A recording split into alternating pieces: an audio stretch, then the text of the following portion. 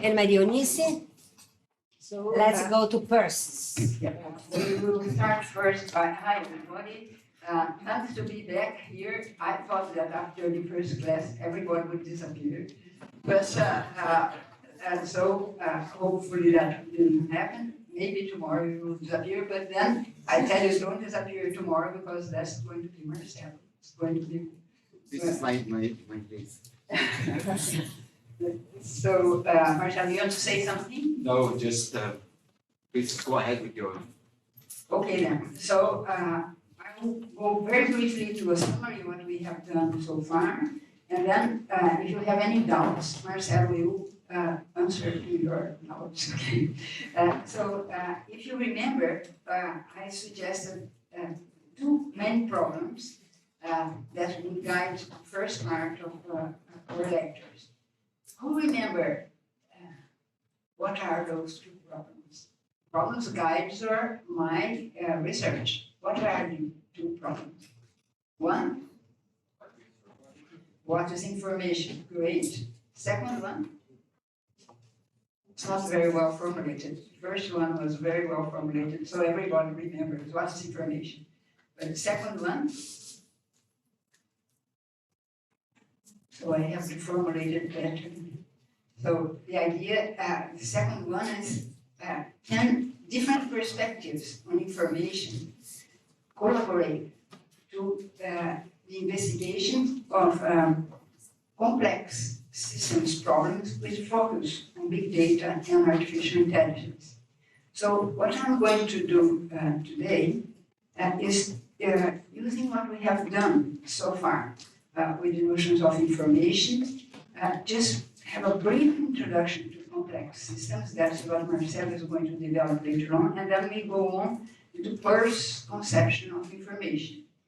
If you remember, we start with the notion of probability and thermodynamics and the notion of uncertainty, the demo experiment, reduction of order, disorder, to see if it was possible to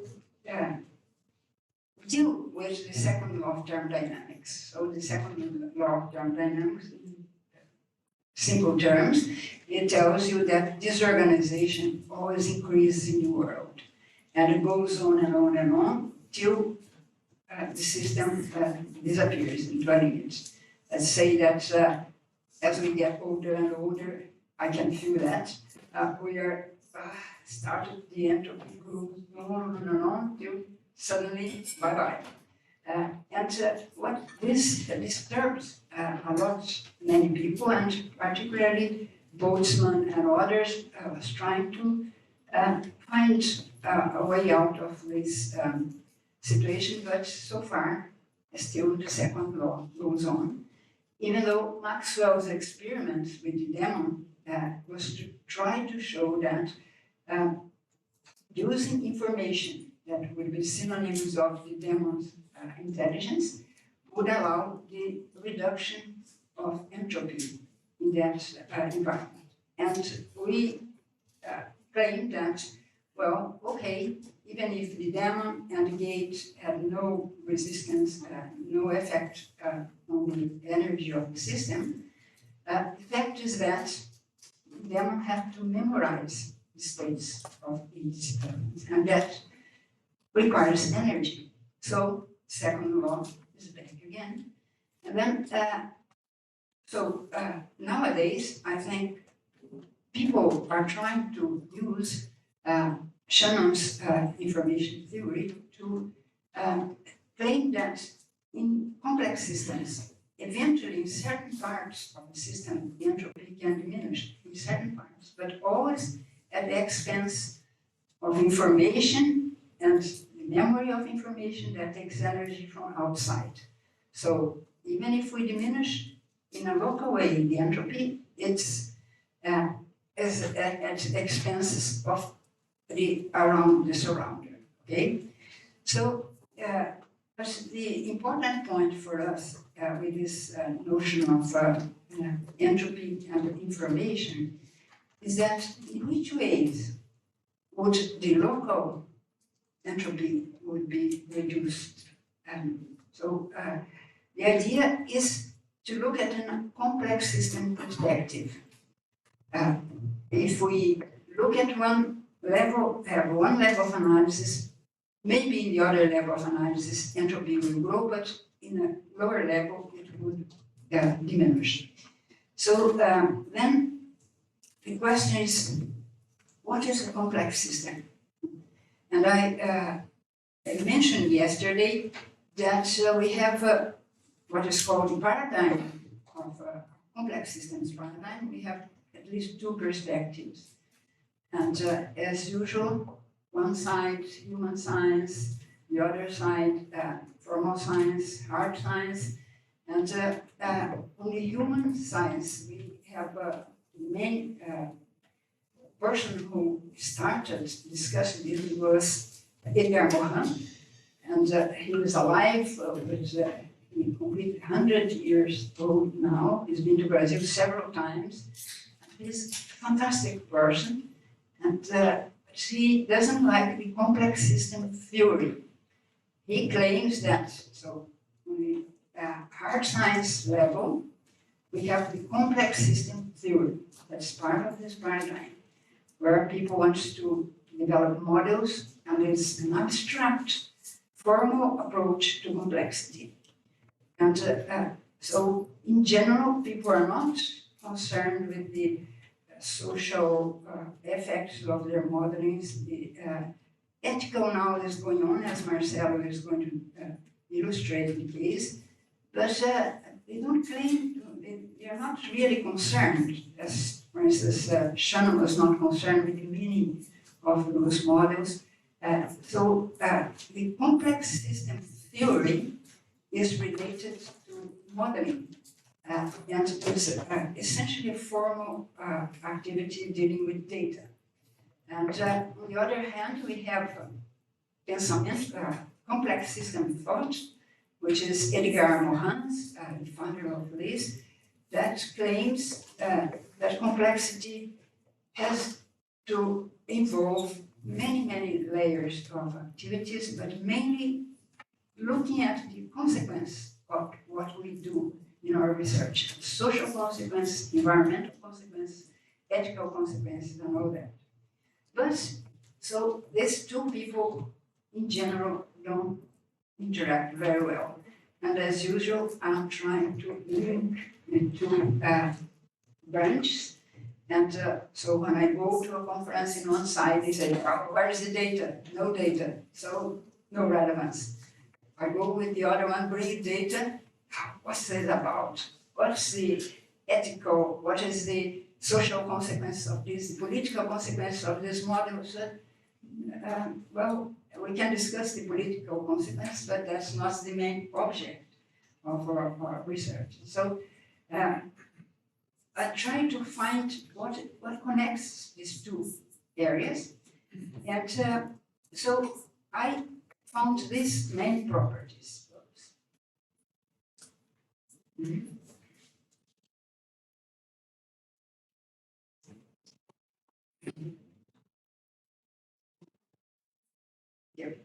That's common to both sides of the complex system paradigm. They all agree that complex system investigation should involve multiple analysis of information. So information feeds this complex system. Self-organization is a very important property of complex systems. Both sides agree with that. And the phenomenon of emergence, also they both agree with this. And circular causality.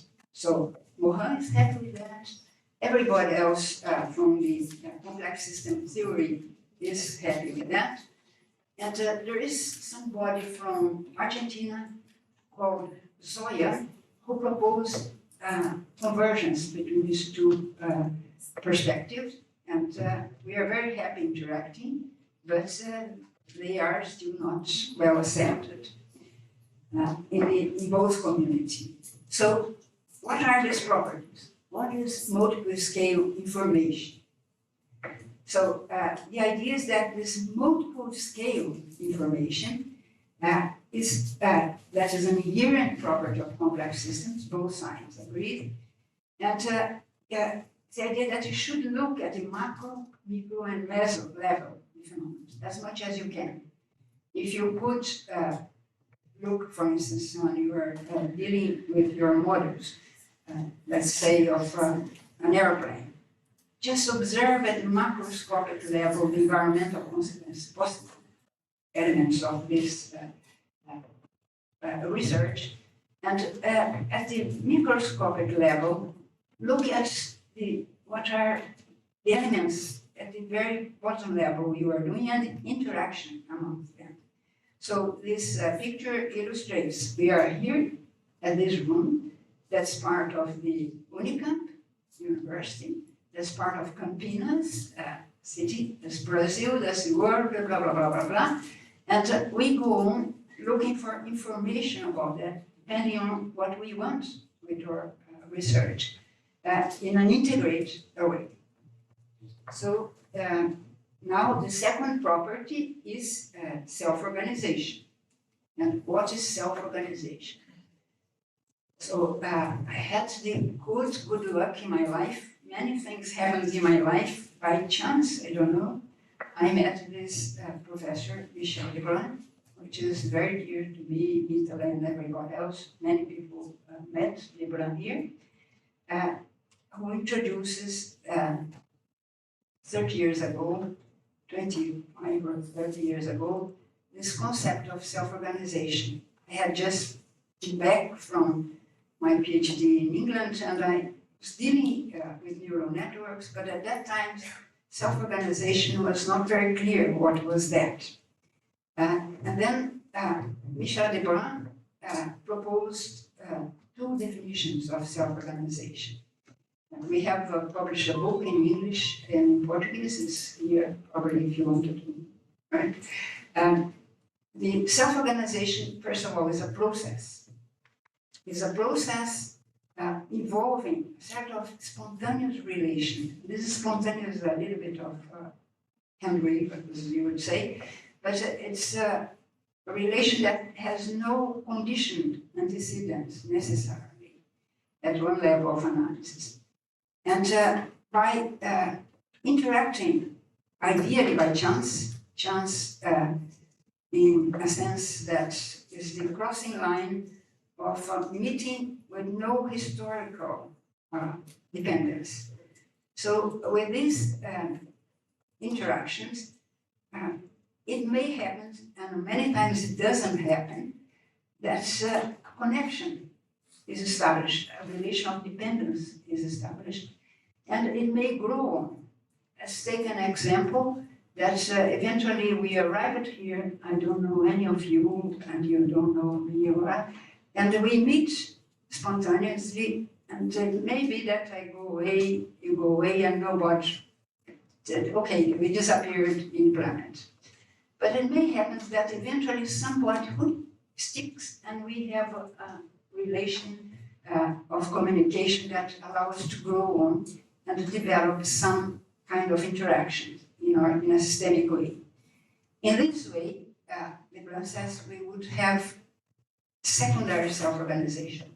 The first kind of self-organization, both of them are process, but in the first one, we have no dependence at that level of analysis, and spontaneously it starts to have a connection. And in general, systems are not formed from that. People, or particles, whatever, come and goes and don't leave traces of dependence. But it may happen that they do happen to create this dependence, and then we start the secondary self-organization, which involves learning and developing strength in the organization without anybody directing, without a center controlling it. So it's essentially a spontaneous kind of organization, which is characterized of self-organization. So it's a process that involves a spontaneous, forced, no directed by any center or any elements that allows the emergence of a kind of organization. And so we have a lot of theories and things written about self-organization, but for our purpose, that's it.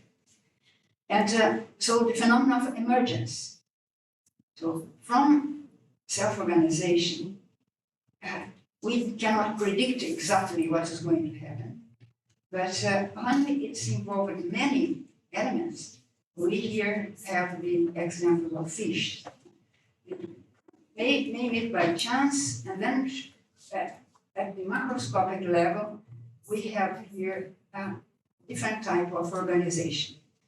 And revolutions, Mohan says, it happens that 1, 2, 3, 4, 5, 6 people, groups of people, and then unfortunately in Brazil we had a secondary kind, on my perspective, of self-organization. It started for several years, a kind of training event, putting people together, and suddenly emerged that horrible phenomenon from last few weeks ago of people invading places and all this.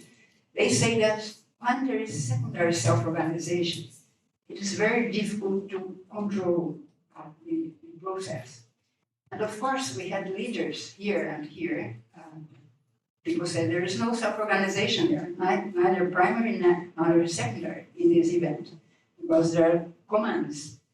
But at a certain degree, I agree there is a little bit of self-organization, unfortunately, that allows the emergence of a horrible accident, event. So emergence is what happens at a macroscopic level as an effect not predicted initially of the interaction at the microscopic level between elements. And Mohan believes that revolutions happen that very often.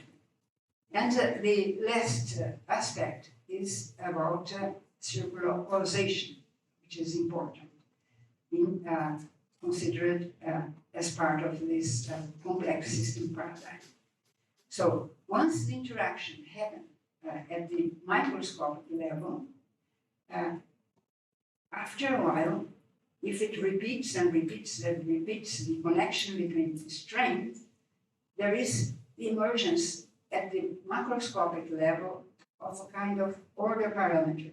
Hermann Hacken, I mentioned to you last meeting, says that order parameters, when they emerge at the macroscopic level of a system, it enslaves the behavior of or whatever the elements at the microscopic level. So it starts a dynamic interaction, this process, suddenly at a certain level, there is this phenomenon at the microscopic level that feeds back to the microscopic level and affects in a way of restricting the behavior of the elements at the lower level. And Mitchell gives this example of ants foraging. They started apparently without any leader. Let's assume that's the case. We know not very much about these intelligent creatures, the ants. But let's say that they are foraging, and suddenly they find food, and they start to create a trail. This trail is information for the other ones at the macroscopic level. It means it's an order parameter, which will feed back to the other ants that will search that stage for move around looking for food in that parameter. So to change order parameter is something very difficult.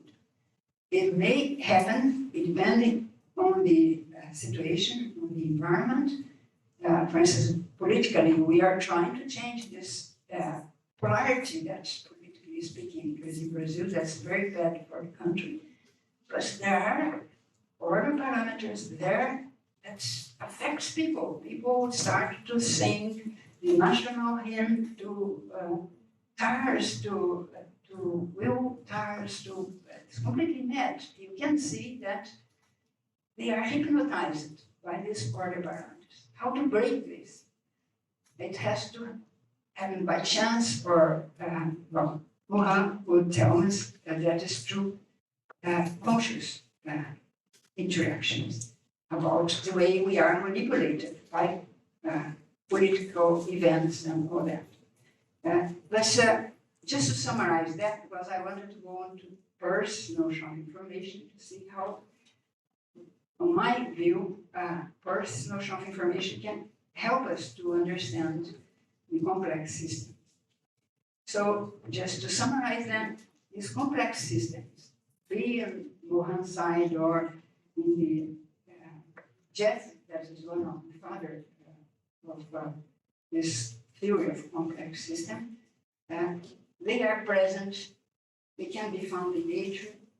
We see ants, we see climate change. It seems that they all express complex, the complexity in many levels of. Bom dia a todos, todas e todos. Very nice event. That's changed. You see, interesting people from the ecological psychology, they say this laughing event was produced by chance, and it creates that the microscopic level is laughing, and it's incredible. This clapping is the same phenomenon. When somebody starts to do that, after a while, everybody's clapping in the same rhythm. Try if you have the chance in going a festival, whatever, everybody's clapping a different way, and you go in a different rhythm and invite some friends, help me with the word, and you can change that order parameter, but it's not easy to change what is established at the level of order parameter. So why it's not easy? Because there is the phenomenon of feedback. The order parameters feeds back the behavior of elements at the microscopic level, which feeds again and keeps the order parameter at the top level alive in a way. So what is the main food for that is information. Information at the sensory level, information at the economic level, information in many, many different perspectives. So that's why studying this from the physics perspective, I hearing Mohan, Michel Lebrun, and others, I thought, oh my God, this can help us to understand the way we are directing political terms, we are directing economically speaking. It's not, of course, the definitive answer, but help us to clarify the role of complex systems, dynamics, and in special order parameters in our behavior. So that's all about complex system for the moment. Marcelo is going to go giving examples and using artificial intelligence. Let's go to Peirce approach to information. So I would like to tell you I'm not a specialist in Peirce. I had, again, good luck in the same way I have a good luck with Lebrun and Itala, and go on many years ago studying self-organization. I had a good luck to have masters on semiotics, Peirce semiotics. 20 years ago, I've been studying and hearing what they have to tell us. And every time, more and more I study, I perceive I know not too much. So, and furthermore, people studying Peirce agree that it's not very easy to find two persons accepting the other's perspective in detail. So please feel free to disagree with what I'm going to present you on information. I wrote a paper with my first master, Lauro Frederico Barbosa da Silveira, who unfortunately is dead, is not here anymore. We wrote this personal information 10 years ago. It's published, and if you are interested in English. So I'm going to present what we wrote there and what I've been discovering recently about it. So, in this article and in other things, we detect at least two perspectives on Peirce's study of information. So there is a formal logic perspective and a semiotic perspective. Well, yesterday I suggested, I brought a quotation from Mitchell that everything starts with thermodynamics. And, but my view, Peirce was previous on that.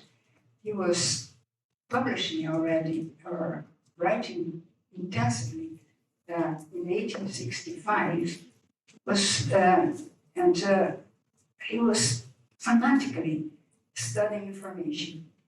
And so his formal logic perspective was his first trial to understand what information is. And he characterized information in terms of extension and depth of a term that's unified by a syntax. I'm going to explain this and give an example. So that's the formal logic approach to information. And later on, he thought that this perspective is too narrow, and he wanted to expand it. So he proposed his semiotic perspective, in which information is described in terms of the relations to simple science. And the notion of science I'm going to introduce. But signs are essentially carriers of forms. We have here the discussion on forms. And let's go on a little bit into the formal logic perspective. So I said that from his perspective, information is the conjunction of extension, or he also calls informed breadth of elements to which a predicate can be attributed. Let's say we have here table, computers, people, several things. This would constitute a set of extension, which we can predicate somebody, something. You can say bipeds, not bipeds, chairs or whatever, and characterize them extension. So he says, Carol, would you read?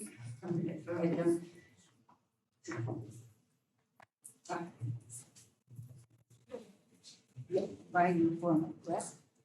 By the informed breadth of a term, I shall mean all the real things of which it is predicable, with logical truth on the whole in a supposed state of information. So what he talks about the real things, he wants to insist he was not a Platonian.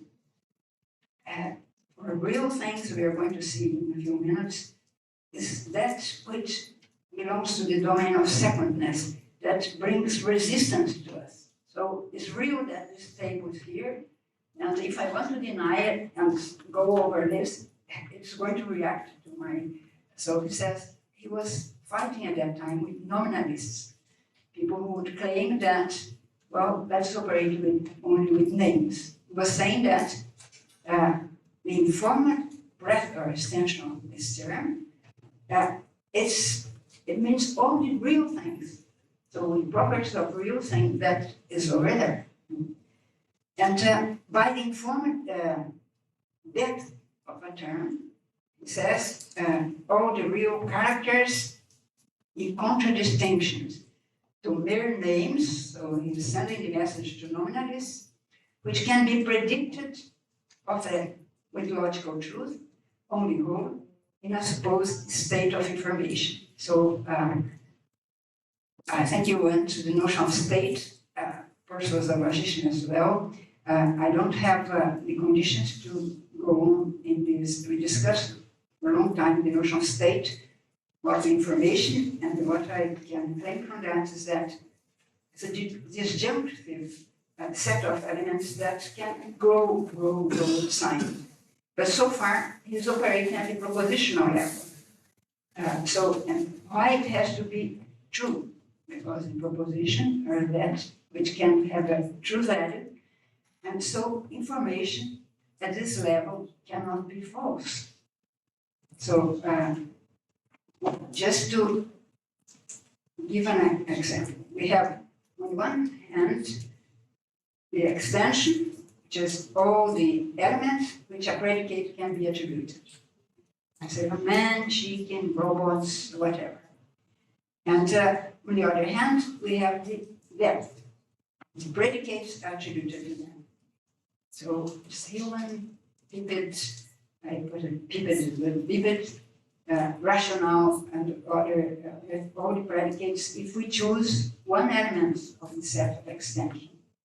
And we need a syntax at this propositional level to unify this junction. It's not just a junction that would allow information to come to exist. So we have discussions with people studying information from the person perspective.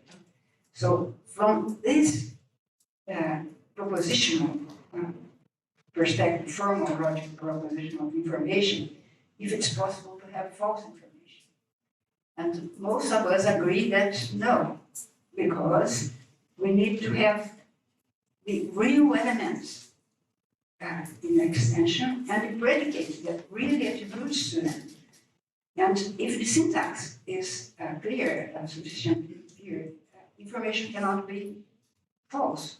It will indicate in, of course, making parallel with Dretske is complicated because it's such a distinction in time, but it would indicate objectively what we have there. But other people studying information say, no, it can't be false, because in the depth, we may bring some predicates that it's complementary, can elude us. So I leave it to you to think if information at this propositional level person can be true or false. So let's go now to the person's semiotic perspective. That was very short, quick path to the formal. So first, would anybody have any doubt before we go on to the semiotic approach? Fernando, any suggestions? No. Yeah. Just a quick thing, here. Yeah. Just a quick thing, can we say that extension is a type of domain? Marcelo, help me in the logic sense. I was thinking more phenomenologically. Yes. Since the Phenomenologically, yes. Would be context dependent, the extension. For me, because Peirce was not anthropocentric. He was strongly criticized because his notion, his theories in general, applies to all sorts of creatures. And a human being says, I'm not anthropocentric, necessarily I'm anthropomorphic. So, because I'm human, there is no way I cannot look things from the human perspective so far, before the transhumanist changes. But I don't need to be anthropomorphic. I believe that only humans can deal with information. No, it says, so it depends on the context, phenomenologically speaking.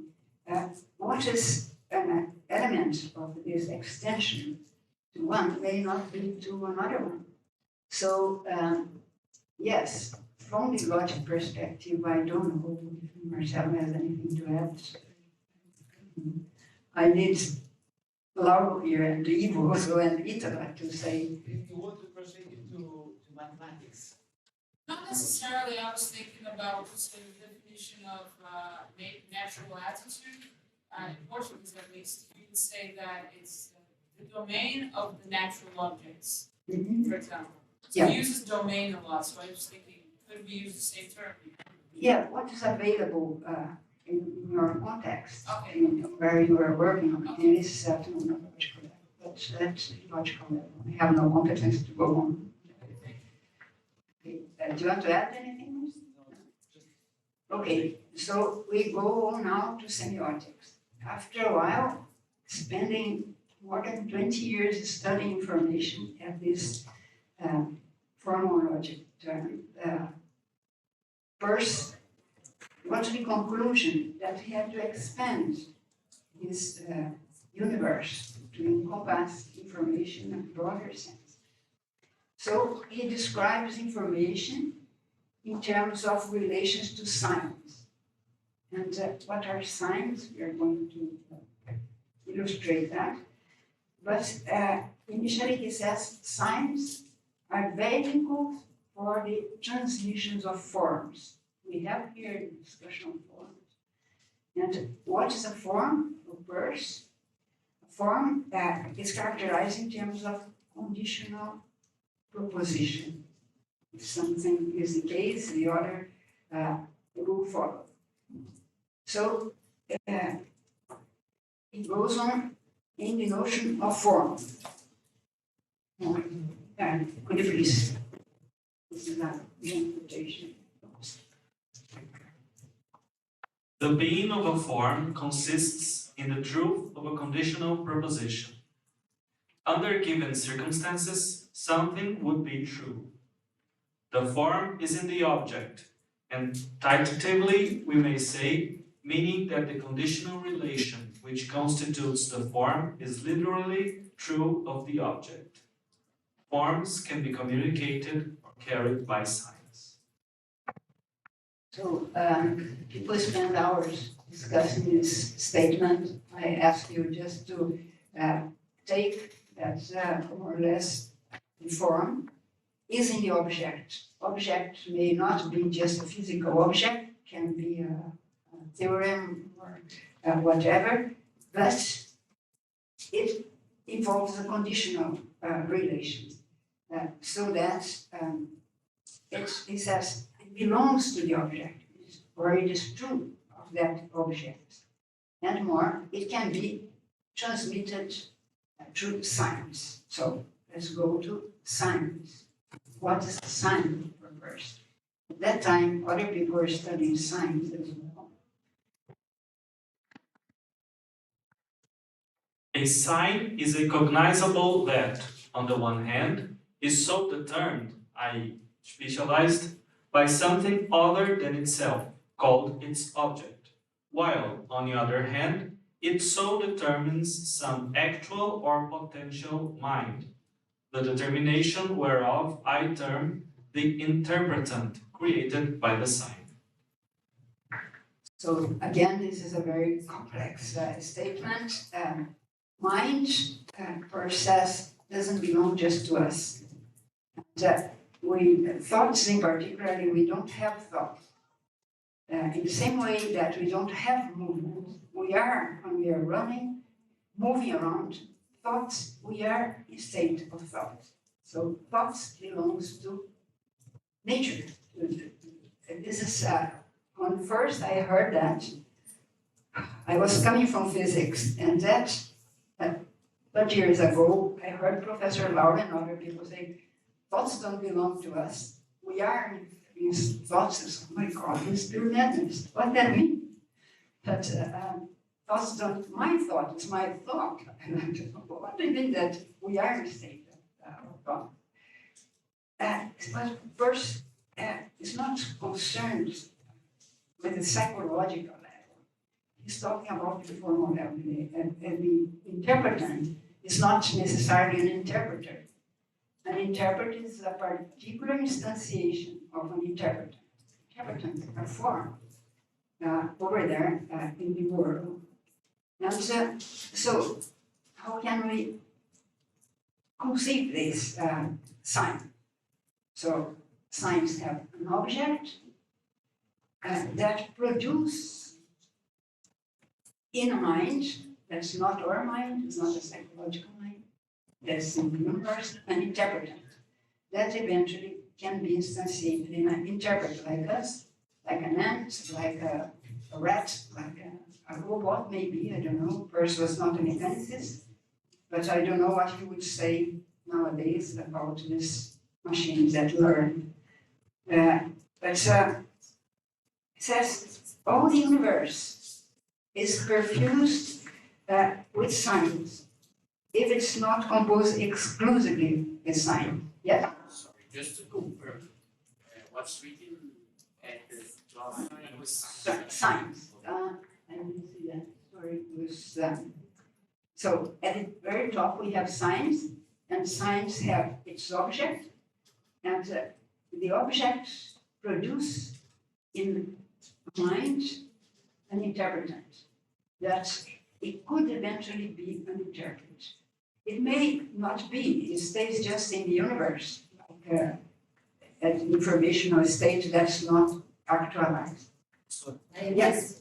There's a question. Yeah, I want to ask, could we think as this interpreter as something somewhat similar to a Turing machine as a formal model? yes and not. Why I say not to start with, because Peirce was not a mechanicist. He was radically criticizing mechanicism. He had a lot of debates with people in biology. But at the same time, when we think of the Turing machine as the universal mind, yes. So I don't know. I would like to ask this question to Peirce, but I don't know what you would say if you are not a mechanicist. Is Turing machine an interpreter? I think it's a possible interpreter. But as the science grows, that is another point. It doesn't stop here. One science generates other science. It goes on and on and on. But then it's a specific instantiation of a sign would be a Turing machine, but Turing machines are instantiated. I don't know, universal Turing machine is a complex thing there. Okay? So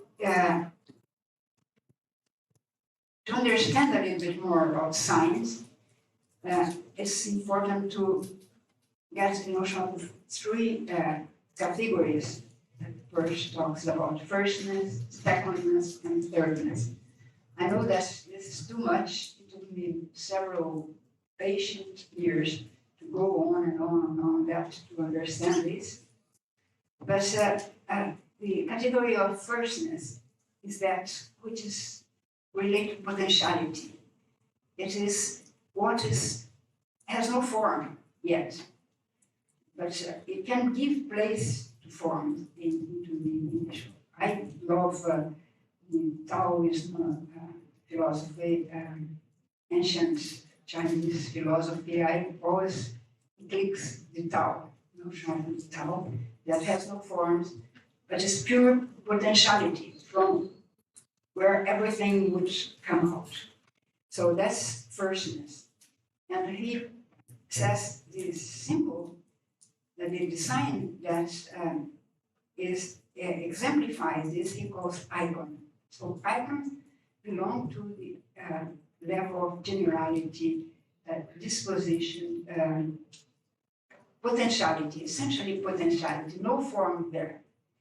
And then it says the secondness is what depends on the first. It comes in second place. It involves contrast, shock, resistance, and reaction. So whenever we have just one potentiality, there is no reaction there. But in secondness, or secundidade, we say in Portuguese, we need another one to have a reaction, to have some kind of resistance. This is a second. It resists my touch. So this is an example of secondness. And Peirce says it's very important to have clear secondness. When, particularly in philosophy, we talk about reality. It's there. It's brings resistance. I cannot deny certain things because it's there, it resists. But then what interests you more as logicians is thirdness, which is the domain he calls symbols. Is proper of generality, loss, and necessity sometimes. So what is a habit, we will see that is a tendency to repetition. Go on and on and on.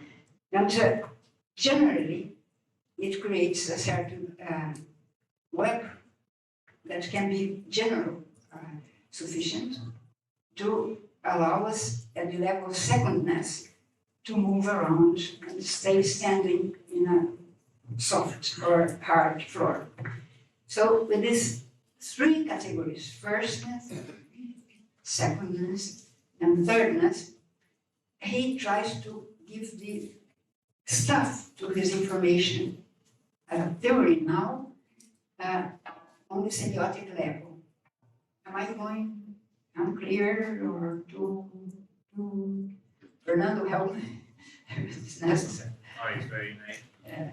So it's okay. Before I can remember the first time I was hearing Laura say that. But so what's information then at this semiotic level? We have here the interconnection between an icon, that's the domain of possibilities. We have all these dispositions, these possibilities at the iconic level, but at the same time, to have information, we have to have an index, that's the secondness, pointing there. And what keeps them together, instead of just a syntax, is a form. So as Peirce brings an example, that's a counter-example, in fact, of information. He says, imagine you are walking here, somebody screaming, fire, fire, fire, fire, fire, fire, fire, fire. Oh, you say, but fire where? What are you talking about? He says, fire, fire, fire. There is no real information there because the person could be saying, well, I read a novel in which there was fire. And so it's, I don't know what he's talking about. But if he says, there is fire 100 meters from here in such and such place at this time, blah, blah, blah, he has an index. There is a second there that limits the domain, it's not vagueness anymore, and this interconnection, when it's grounded in forms, will give information in a semiotic sense to a person. And it goes much further, it's broader than this first notion. Yes. Yeah. Mm-hmm. So, because he, oops. So, just to illustrate this position, so we have then the icon, the domain of icons, generality, and we have then the index, pointing out now when the person says there is fire here, it specifies exactly that, and his gestures, his writing just brings you and points there, further. Maybe cannot speak. It just takes your hand and points it. So he's given a secondness index, and you can integrate this form, then you have information in a semiotic way. We have here then a double sign. Information is a double sign, iconic sign, and index sign that is connected with all possible experience, not just human experience. So information doesn't belong to us. It belongs to cosmos, to all creatures existing over there in this broader way of characterizing information. Can you see the distinction between the formal logic perspective that we need a syntax, and the information, from my perspective, cannot be false, because we are dealing with propositions that are either true or false. And now here, we have a broader sense, but it's not so broader that it cannot be constrained. It is constrained by movements, gestures, provided that there is a form. Okay, can I go on? Else? So, just to summarize then, from the person perspective, information then is characterized in terms of relations, be at the propositional level or at the semiotic level. In this last perspective is the relation between signs that are vehicles of forms. And information then, it's very important, belongs to the domain of relations, be it in propositions, be it between signs, as a more general form of elements.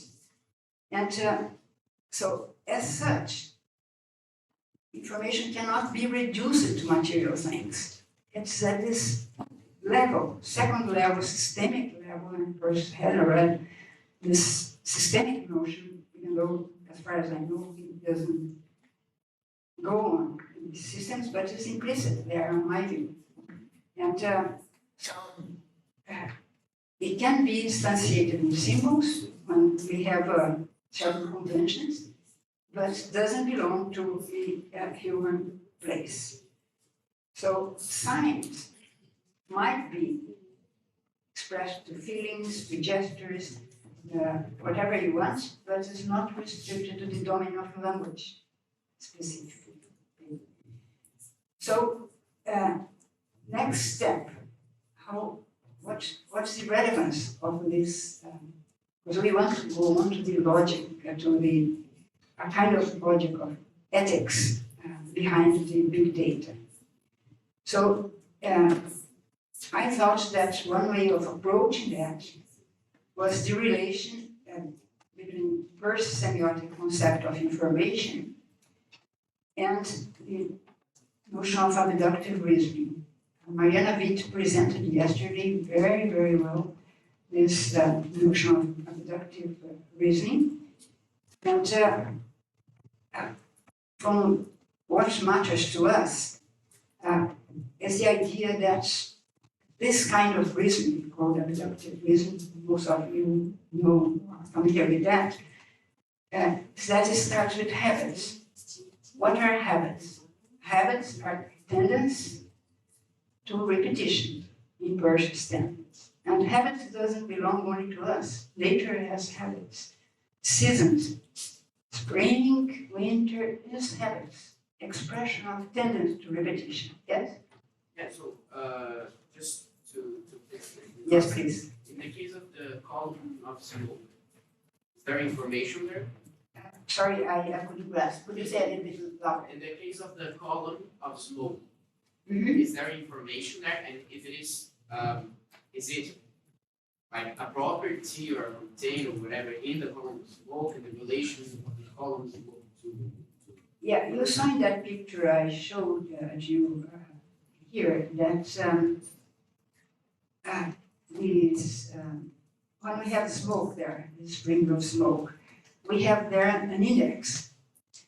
Just by itself, smoke could be in a picture, could be in if I don't give the index, it's specifying where there is this ring, in context, explicitly, at the syntactic level, for instance, that propositional approach to information, we have no information, just this ring is where we have to situate. But just in the air, any air, let's say, in a novel, in a film, or if you don't specify, there is no information in context. We need the index to give grips to the form that belongs. So I'm walking around the streets of Unicamp and I see a column of smoke. There is information there. First, you have there an index of there is fire, probably here. And then you have a localized space.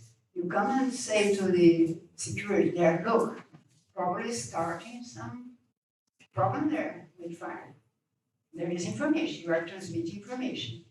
But let's say that you don't speak Portuguese, you don't know, there is nobody around, or even if you don't exist and we don't know, we don't exist, none of us existed here, but any other creature are pointing, detecting this fire in that specific place, there is information there. The complication is potential information. That's when we have a potential index, potential icon. It's more complicated, but I don't know if I answered your question. What I don't understand is you have the smoke is the index. A name, a smoke, is a symbol, is a convention. We call smoke, but they all are signs. The convention, the word smoke, is just. Okay, so where is you said information is the intersection in indices and icons. Yes. Where is the icon in that situation? With the smoke or the icon? When I see the smoke somewhere. Yes, it is over there in the air in an undefined way. So for us, it can be more or less defined, but for a small creature that it only can be sensitive to heat, it may not even be defined. Yeah. So you have to give a zoom, zoom, zoom, zoom to make clear that you have something that is not vague, that's not ambiguous. It points towards that in a world of possibilities. And that you need a context to delimitate a form. Yep. Any more doubts? So, let's go to abductive reasoning then. We went on the real stuff of all these stories about habits. So this tendency to repetition and the plan of action. So strong repetitions in general don't happen isolated. They are connected in webs. And so strong relations between habits creates beliefs. So belief, or in this person perspective, is a set of relations between stable habits. And beliefs then can have a true values if they are expressed in language, but sometimes they are just expressed in feelings. And we don't know if they are good feelings or bad feelings, true or false. So they can be coherent beliefs. In general, we work with coherent beliefs if we are a kind of rational person. And but because the world is dynamics and secondness exist, we believe, I used to believe when I was at your age and all this, that smoke, that cigarette was good for me, would give me power, would give me liberation as a woman and all this stupidity that Hollywood made women think at that time. I was teaching logic and smoking in students' face all the time, unfortunately. And so I had this belief based on propaganda, on my desire of liberation as a woman, being strong and all this. And suddenly I started to feel, I'm becoming I like to climb mountains. Couldn't do it. It's, what's going on? And then I realized that there is a connection between the smoke and my lungs, and other people's lungs as well. And then I have to change my beliefs. But change that beliefs involved changes so much other beliefs. The importance to be liberated, importance to be a woman or whatever. And so it was a long process, very difficult, I tell you, till I got to the conclusion, how could I be so stupid and smoke? And I apologized for my lungs, but dangerous was done. And well, that fortunately was a long time ago, and I'm recovering. Sometimes I need the help of Ricardo, because I cannot breathe completely well. But I changed my beliefs. And what initiates this change of beliefs? It's not easy to do that. That involves change of habits. So I could sleep without smoking, so I have to change my sleeping habits and all other things. And so I started first with this shock that I couldn't find it. I was trying nowhere. And so here started abductive reasoning. Started with a surprise. I was so strong and suddenly I was in a situation completely surprised with me. And then I started my abductive reasoning, searching for hypotheses that if would be true, I would sort out my problem. My initial surprise would disappear. So I went on for practical problems, searching for hypotheses. I said, oh, no, it's not the cigarette, it's something else. That's sort of things that all the addicted people search for, excuse. And then, but after a while, it was clear I had to change that habit, and certain hypothesis was obviously the case that I need information and not misinformation. That was what Sousa Cruz and Hollywood was bringing to me.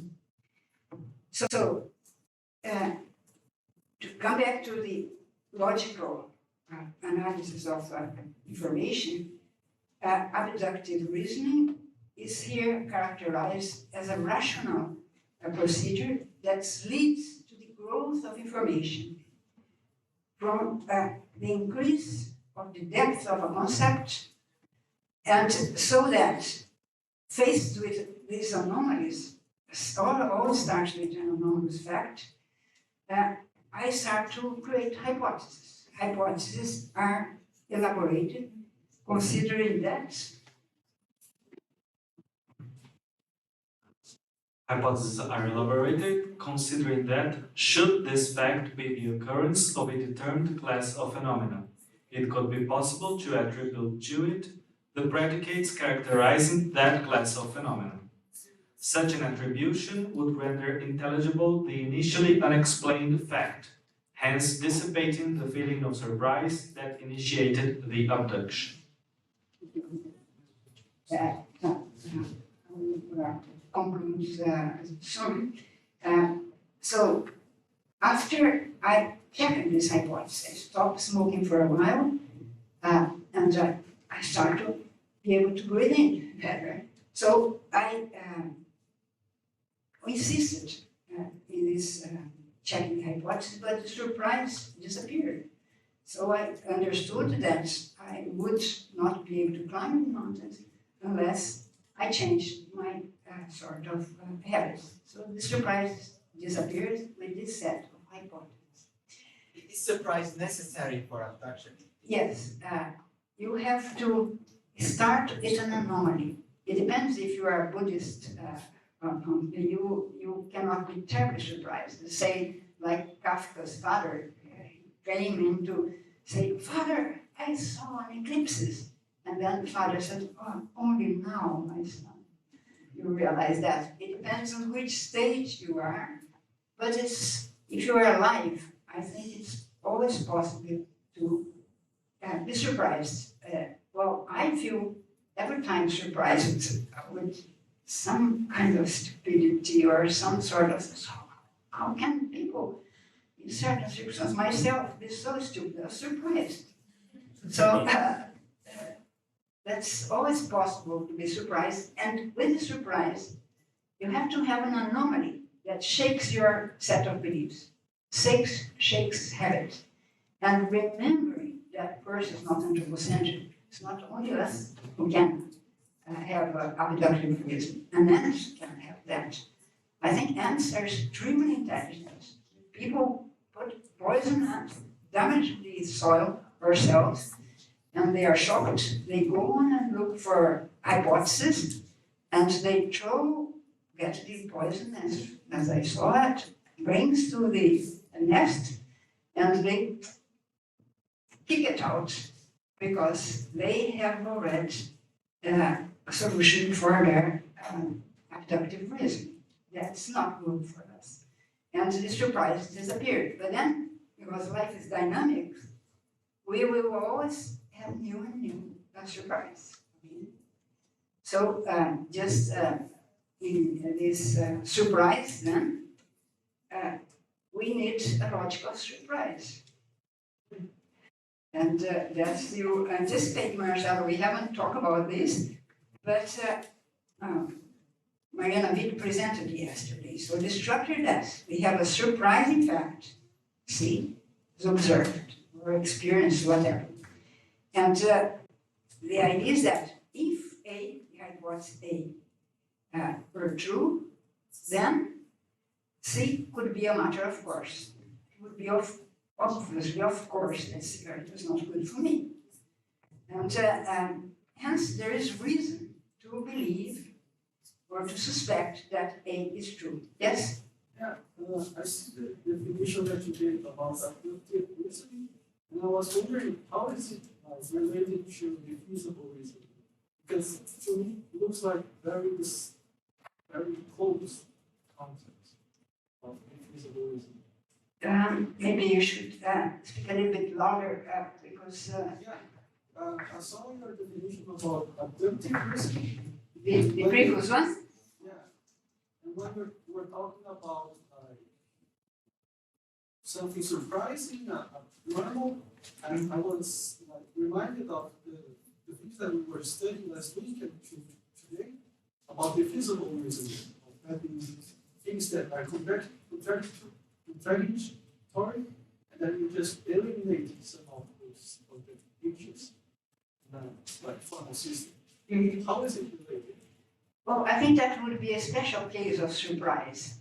The base for Peirce is habit, tendency to repetition. It could be in formal systems, all the thousands of demonstrations of theorems you did and all the learnings with this abstract language create a habit.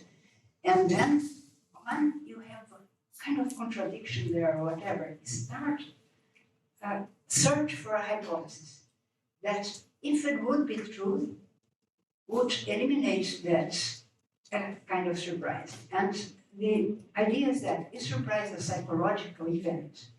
How would it be included in logic? Maybe that's your concern. Well, surprise here for Peirce is related to the break of a habit. A machine can be surprised in this sense. If it has this tendency to do something and something else happens that it cannot go on with a successive event. So it has to find a way out of that anomalous situation to go back to normality. That's, we say in physics, that is a state of energy minimum that we operate in at normal way. We are not realizing abductive reasoning all the time. Some people do it, but they become crazy. Normally, we just take it for granted that habit will guide us, and eventually something breaks habit. So if you can introduce habits and define as the tendency to repetition in your question, then yes, I think it's a special case for, yeah. Where are we then? On surprise, and ending up this form, the logical form. So it's all initiated, Marcelo, answering your question, with surprise. It may be in a psychological sense, or maybe as something that's contradictory or whatever. And you have to find a way out of that searching for a hypothesis. So if you find a hypothesis, and then there's a long history, we are not going to go on that. How do you suggest a new hypothesis? But let's assume that you find a hypothesis and that takes away your feeling of surprise, then you conclude your abductive reasoning. And then what you do, if you're a physicist, you go on nature testing it, that hypothesis. Go on and on and on and test it. And if it works, then you are operating at the thirdness level, you create a law or a regularity, and you realize deductions about different special situations. That is a complete way of fixing abduction, induction, and deduction. So, just to complete now, we are going to indicate in a summary. Please.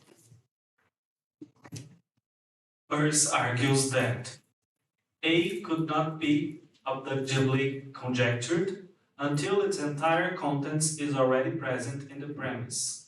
If A were true, C could be a matter of course. That's well, I brought this quotation because it seems to me that couldn't be something more fortunate to deal with complex systems, because it brings the whole totality of a situation. It took me a long time to see the relation between my lungs, the relation between my strengths, the relation between Hollywood, the relation between, so it's a systemic approach, and process until this totality is not conjunct. The entire content, I wouldn't relax. And some people go on for the rest of their life with trying to realize abduction.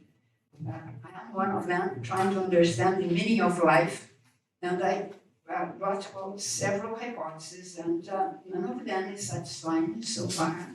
So the abduction is going on and on and on until I find or not an answer. So in summary, just Peirce's semiotic characterization of information, then, in my view, encompasses many other contemporary notions of information by providing this general methodological framework for the studies of communicational form. And this semiotic view, my perspective, may play this unifying role in abductive reasoning, allowing self-organization to be developed in the relation or process of searching for explanatory hypotheses of surprising events, very common to scientific discovery. And so next class, Marcelo is going to introduce to you the big data in complex systems. What I brought so far to you is this concept of information, which for me, first encompasses all the other ones, because it allows you to work at the sensory level, at the language level, at the perception level, and I couldn't find any other more complete perspective on. I know certain people from engineering of information don't accept that. They say, no, that's not too vague. It's not, maybe the way I present to you is vague, but Peirce can go in the logics of infinitesimals and the problem of, well, Peter can explain much better how his notion of information applies to logics maybe better than me. I think I will stop here, and so I'm hoping for questions. Is okay?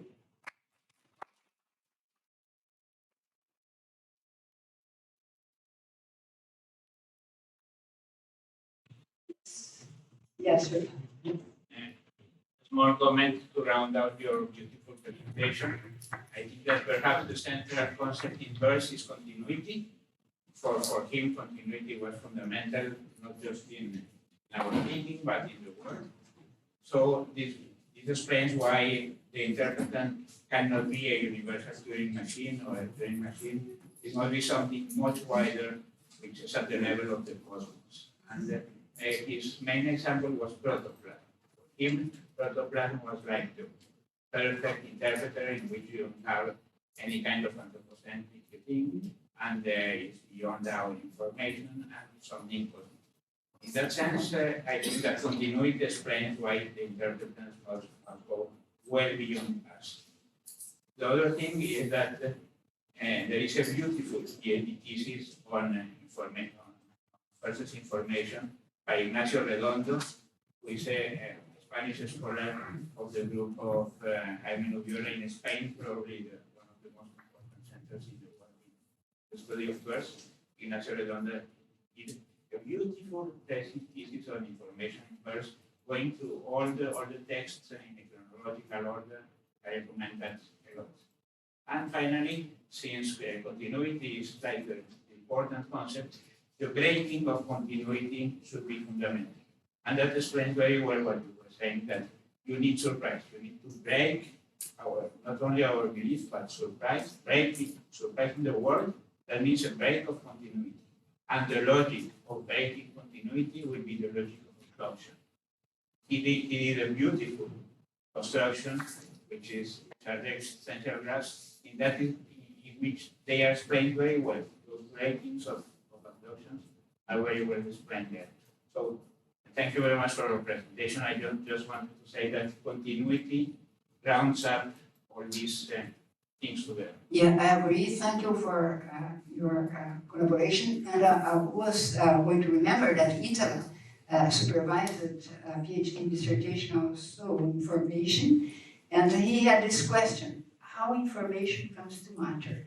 I've been to Denmark in a center there many years ago, and the topic was of interest was how information comes to matter. In English, we know there's two meanings of that, why it's important, why is information important, or in the other materialistic sense, how information becomes matter in a way. And so Italo's supervisee got to this question and had a beautiful, very beautiful discussion about this passage of science to matter in the domain of information. So a very beautiful work. Yeah, it will be published. It's available. It's fantastic. He was one of master's students in my area at my university, and then he came in to do his PhD in Peirce notion of information and work with people in America to grow on that concept. Okay. Somebody else? Yes? Yeah, thanks a lot for those talks. I very much like your approach very much. I like naturalizing it. So I like that it is performant agents, and I like to think about these agents as situated, embodied, also goal-oriented, and interconnected, right? And in that sense, well, also, I was thinking about, I don't like this idea of truth connected, information connected, right? Because I think that for me, intuitively, it is neutral. Actually, information, it is closer. I like the idea of information being material, unlike truth that is more metaphysical. So, I don't know, I wonder about your position regarding this neutrality or not information, because just to finish, I remember that Michael Dunn, who was opposed to the passed away recently, used to say something like, okay, you are given food, you expect this food to be not poison, and if you receive poison food, it's still food, right? Like this analogy of information, even if it is misinformation, I honestly don't like the idea of misinformation. Actually, we know in expecting whatever, like we receive information, we take it as true, right? Even if it's mathematical. Okay, thanks for your question. It's very dear to me because for more than 10 years in our research group, I tried to convince my best friend that information is not matter. She's a materialist, hard one. And I give her two reasons. First of all, that at the domain, at least as a physicist, I learned that matter and energy doesn't disappear from the universe, it transforms. But information disappears. If you don't have your stuff fixed and memorized in certain ways, it might disappear. And that's one point. But the most important thing is that I think Peirce is very clear on this. We operate at the level of relations, and relations are not material, they can be instantiated.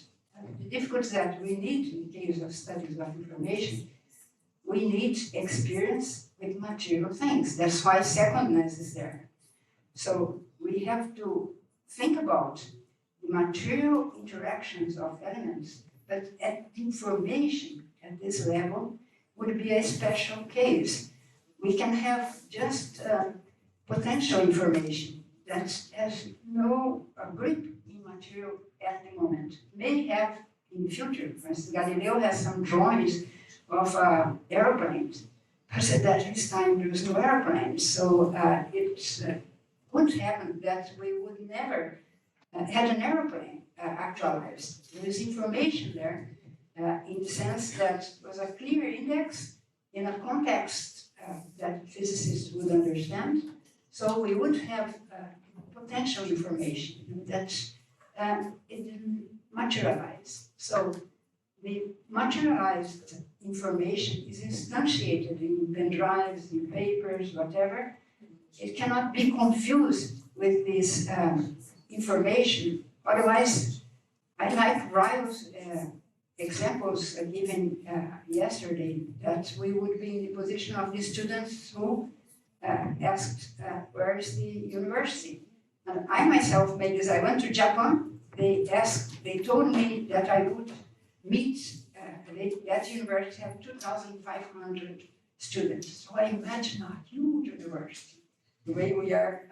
When I got there, was something inside. And I said, where is the university? And it says, this is the University of the Air. And I thought, oh, I was shaking in the thumb because I committed categorical mistake. I was trying to find the university in a place, when the university is not in a place. We have buildings in a place, we have material, we need buildings. Even the University of the Air had to have a place there to be instantiated, university. But the information about the university is not material. There is a set of relations. And as a logician, you know, relations are not. You don't put them in a hook. You don't eat them. They belong to a different levels of analysis, more abstract level. And information belongs to this domain. Can be instantiated in material things or even be potential. If we disappear in a world like this, all our things goes to heaven, still there would be information in potential. Okay? So I'm not neutral. They call me Platonic. I don't think I'm Platonic. I don't know what I am, but not a Platonic. We need matter, but it doesn't reduce to matter. Yeah, thank you. Yes? So, I couldn't possibly comment on the second point, but on the first one, I don't know. I'm not convinced that information can disappear. Because, well, for one, if we want to be pedantic, we can say that, like, in quantum mechanics, you have certain laws that information cannot be erased or whatever because it's reversible. Doesn't matter. Even from a classical perspective, you could say that information, when you burn a piece of paper that has something written on it, that information is not lost absolutely just for us. We can recover it. Perhaps it isn't recoverable in a universal sense, but then again, energy works the same way, right? You can only access energy in a sense when it is not homogeneous, when entropy is low.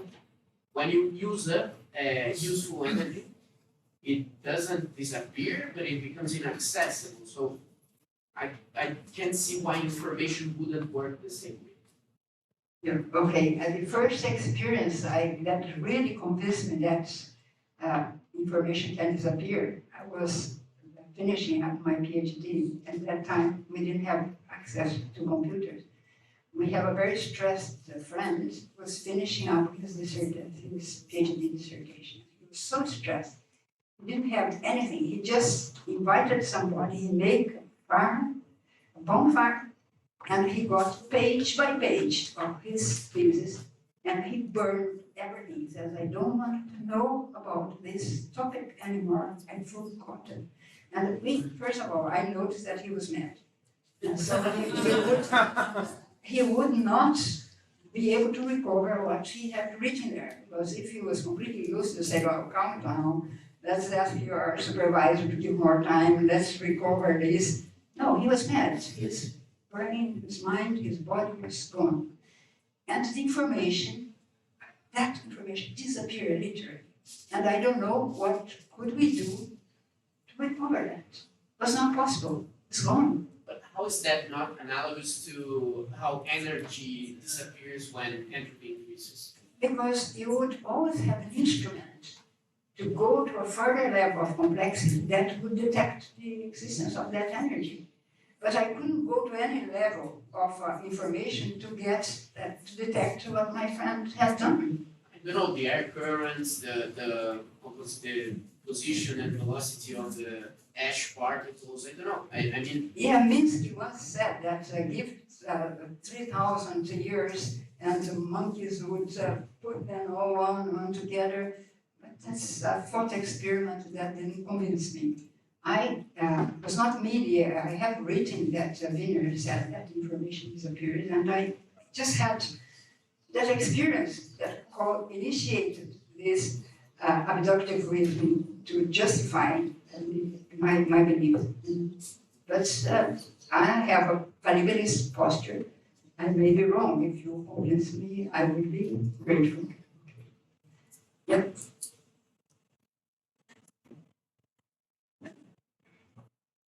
Yes. Can I say a word? Yeah, please. I'll take the words of Fernando and say that tomorrow there will be a break in the continuity here. I'll start from a different place. I'll be telling stories mostly, but hopefully I'll show you how ethical problems arise from the work from those stories. Okay, from the work we do. The emergency of ethics. Ethics. Okay, and then at the final class, we would join our efforts. I will bring some philosophical, ethical problems, a little bit more general from the practical and secondness of Marcelo, which is beautiful. I saw all his slides. You are going to appreciate. Okay. Yep. So.